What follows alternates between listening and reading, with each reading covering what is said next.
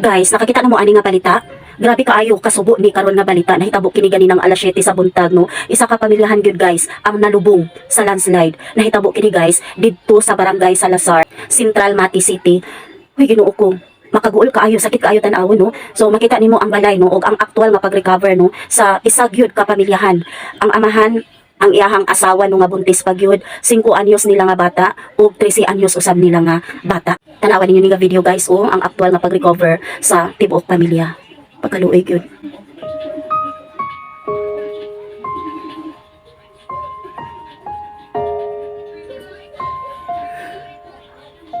So grabe kasakit ni nga panghitabo guys. So kung diri sa ato ang lugar, wala kayo'y ulan or gaambon-ambon lang, dito sa Davao Oriental, sige-sige ang ulan, no? Kanunay nga gaulan, tungod kuno ni nga epekto kuno ni sa shear line. So, tungod sa epekto sa siging ulan, nihumok ang yuta, no? O kining balaya, tanawan ninyo guys, makita ninyo no, sa likod sa balay, ang usa ka medyo bukid nga bahin, medyo bukiran nga bahin, no? So, siguro, nihumok ang yuta, no? Tungod sa siging ulan, o kaluoy sa tibuok pamilya, natabunan gid sila.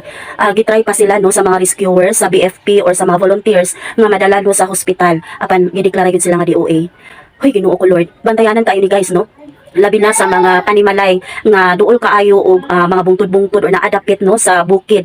O labi na kung ang inyong hangbalay naa gyud ubos gamay sa bukid or sa ibabaw ba sa bukid or bungtod. Bantayanan kaayo kay bisan makaingon ta nga dili na siya muhul pa ang yuta dihang dapita pero dili ta ana ka istorya labi na kung magsige na gyud ang ulan, muhumok gyud og ganit ang yuta. Labi na kung moabot pa gyud ang atong gikahadlukan no nga earthquake or linog. So dili kita kumpiyansa. So siguro wala giingon guys no nga kung napalang gyud tay option, wala ing option nga kapuy-an nga safety ta.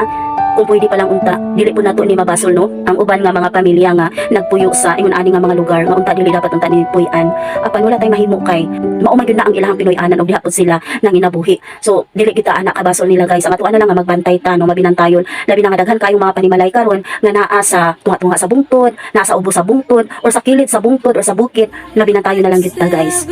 RIP sa pamilya and condolences to the very family.